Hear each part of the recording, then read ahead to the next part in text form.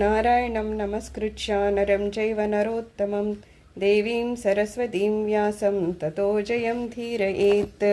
శ్రీ గరుడ పురాణంలో ఆచారకాండంలో నుండి 3వ కొత్తసరికి ఏమంటున్నారు? పితృయజ్ఞం అంటారంట. అంటే పితృదేవతలు అనమాట. ఆ పితృదేవతల కంట ఏ ఏ సమయాల్లో పిండ ప్రదానం చేయాలో చూసుకొని అప్పుడు వాళ్ళకి చేయాలంట. అమావాస్య లేకపోతే పితృ తర్పణాలు ఇచ్చే రోజులు ఉంటాయి కదా, అంటే ఏదో భాద్రపద మాసంలో వచ్చే రోజులు, అలాంటి సమయాల్లో ఖచ్చితంగా పితృదేవతలకి తర్పణాలు, పిండ ప్రదానము అవి చేయాలంట. తత్ దినము అంటారు. తద్దినం అంటే తత్ దినము. తత్ అంటే అని ఆ రోజు. సో ఏ రోజు అక్కడ మరణించారో మళ్ళా సంవత్సరము అదే ఏ మాసంలోనూ ఏ తిథిలోనూ అని చూసుకొని అదే సమయానికి పిండ ప్రదానము తద్దినము చేయాలంట.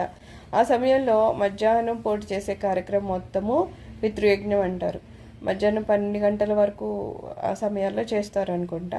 సో అలా చేసేదాన్ని తద్దినం అని అంటారంట. అలాగే మనం ఏమైనా కాశీ, గయ ఇలాంటి క్షేత్రాలకు వెళ్తే కనుక ఖచ్చితంగా ఆ మరణించిన వారి పేరున పిండ ప్రదానాలు, తర్పణాలు చేయాలంట.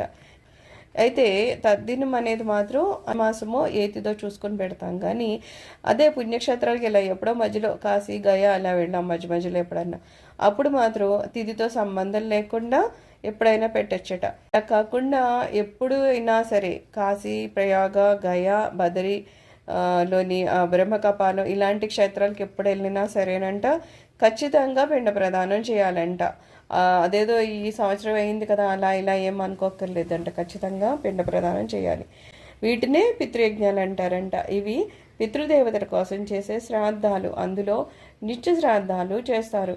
ఈ నిత్య శ్రాద్ధాలు పితృయజ్ఞాలు అనబడతాయి. ఈ యజ్ఞాలు మూడింటిలో పితృయజ్ఞం ఉత్తమ గతులను ప్రసాదిస్తూ ఉంటుంది, వంశాభివృద్ధి ఇస్తుంది. చాలామంది పిల్లలు లేకుండా ఉండడానికి గల కారణము, భార్యాభర్తల మధ్య వచ్చే తగాదాలు రావడానికి గల కారణము, ఎంత ప్రయత్నించినా సరే సొంత ఆస్తి రాకుండా ఉండడానికి కారణము ఈ పితృయజ్ఞాలు సక్రమంగా చేయకపోవడమే. అన్నగారికి భార్య పిల్లలు లేకపోతే తమ్ముడు పిండం పెట్టాలి. అయితే ఏమంటున్నారు? ఈ పితృదేవతల కోసం చేసే శ్రాద్ధాలు చాలా ముఖ్యం అంటున్నారు. అవి కనుక మనం చెయ్యకపోతే ఏమవుతాయంట? ఇంట్లో భార్యాభర్తల మధ్య తగాదాలు వస్తాయంట, పిల్లలు పుట్టరంట, లేదు మనకి రావాల్సిన ఆస్తే ఎంత ప్రయత్నించినా సరే మనకి రాదంట. ఇవన్నీ ఎందుకు జరుగుతున్నాయి అంటే ఏమంటున్నారు? మనం పితృయజ్ఞాలు సరిగ్గా జరపకపోవడం వలన అనమాట. అయితే ఒకవేళ అన్నగారికి భార్య పిల్లలు లేకపోతే తమ్ముడు పిండం పెట్టాలంట. ఇక్కడ ఎవరు పిండం పెట్టాలనేది కూడా చెప్తారు. వాళ్ళు లేరని ఊరుకోవాల్సిన అవసరం ఏం లేదు. వాళ్ళు కప్పితే ఇంకోటి కప్పితే ఇంకోటి ఏదో ఒకటి మొత్తానికి ఎవరైనా సరే వాళ్ళకి పెట్టాల్సిందే. పితృయజ్ఞాలు చేయని వారు చివరి రోజుల్లో రోగాలతో మంచంపై పడతారు. ఏంటండి జరుగుతుంది? ఇప్పుడు అన్నీ మనం చేయడం మానేస్తున్నారు కదా. పితృయజ్ఞాలు పితృలకి ఏం చేయాల్సిన అవసరం లేదని వదిలేస్తే ఏమవుతుందంట? ఆఖరి రోజుల్లో రోగాలతో మంచంపై బాధపడతారంట. దిక్కులేని సవాళ్ళని కనుక తగలపెట్టి సంస్కారం చేస్తే అటువంటి వారికి 1,000,000 యజ్ఞాలు చేసిన ఫలితం వస్తుందంట. ఇప్పుడు కొంతమంది అలాగ శవాలు ఎక్కడో ఎవరు తీసుకెళ్ళిన అనాథ శవల్లాగా అట్లా ఉండిపోతాయి కదా, వాళ్ళని తీసుకుని వెళ్ళి వాళ్ళు వాటికి సంస్కారాలు చేస్తూ ఉంటారు. అలా చేస్తేనంట వాళ్ళకి ఏ ఫలితం వస్తుందంట? 1,000,000 యజ్ఞాలు చేస్తే ఎంత ఫలితం వస్తుందో అంత ఫలితం వస్తుందంట.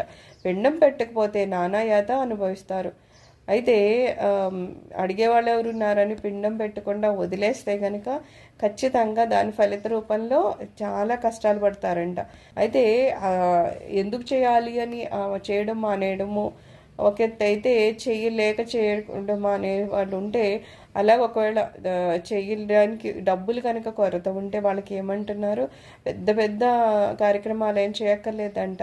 కొంచెం తోటకూర, బియ్యము, స్వయం పాకము అలా అవన్నీ పెట్టి ఒక బ్రాహ్మణుడికి ఎవరికో చనిపోయిన వాళ్ళ పేరు మీద ఇస్తే అది కూడా పిండ ప్రదానం అయిపోతుందంట. దాన్ని కూడా పితృయజ్ఞం అని అంటారంట. పిండ ప్రదానం అనే కార్యక్రమాలు ఈ పితృయజ్ఞం అది సరిగ్గా చేస్తానంట చాలా మంచి ఫలితాలు వస్తాయంట. అవేంటంట? ధనము, ఇల్లు, మనకి ఏం కావాలో అవన్నీ వచ్చి చివరికి శరీరం కూడా చాలా ఈజీగా వదిలేస్తాం అనమాట. కష్టం పడకుండా రోగా విముక్తితో చనిపోతాడు వ్యక్తి. అందుకని ఏమంటున్నారు? ఏదో ధనం ఉంది అంటే అదేదో శాశ్వతమైందని, ఆ డబ్బుని ఏమాత్రం ఖర్చు పెట్టకూడదు అని లాగా కాకుండా ఆ కాసింత డబ్బులు మనం వినియోగించాలి దేనికి పితృకార్యాలు అవి చేయడానికి. అవి ఎంత కావాలో అంతే, పెద్ద పెద్ద ఖర్చులు పెట్టక్కర్లేదు, కానీ ఎంత చేయమని అంటారో గురువులు ఆ ప్రకారం మనం చేస్తే కనుక ఖచ్చితంగా ఆ పితృకార్యాల వలన మనకి మంచి జరుగుతుందంట. అయితే ఈ పితృయజ్ఞాలు ఎవరైతే చేయకుండా ఉంటాడో, డబ్బులుండి లేకపోతే శారీరకంగా మానసికంగా ఏ రకంగా అవకాశం ఉన్నా ఆయన ఏ రకంగానూ చేయని వాడు ఏమవుతాడు, ఆఖరికి ద్రోహి అనబడతాడు. అలాగే ఉత్తమ గతులకి వెళ్ళే ప్రసక్తే లేదు అని చెప్పి గరుడ పురాణం చెప్తుందంట. సర్వం శ్రీ గురుచరణ అరవింద అర్పణమస్తు. లోక సంస్థ సుఖినో భవంతు.